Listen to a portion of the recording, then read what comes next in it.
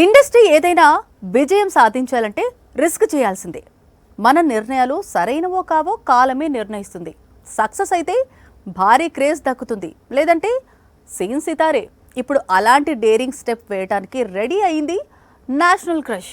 బీటర్లో సరికొత్త ప్రయోగానికి green signal ఇచ్చేసింది. బాలీవుడ్ లో ఇప్పుడు రష్మిక టైం నడుస్తోంది. ఆమె నటించిన యానిమల్ 900 కోట్లు కొల్లగొట్టింది.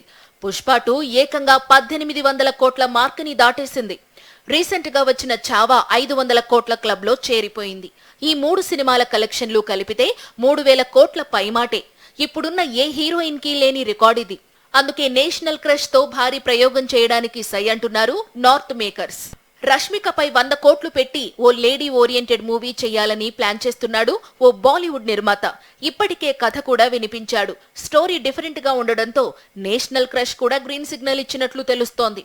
అయితే ఈ ప్రయోగం రష్మిక కెరీర్ కి ఎలాంటి ట్విస్ట్ ఇస్తుందో అన్న టెన్షన్ ఫ్యాన్స్ లో ఎక్కువైంది. నార్త్ లో రష్మిక ఇప్పుడు టాప్ హీరోయిన్, అందులో ఎలాంటి డౌట్ లేదు.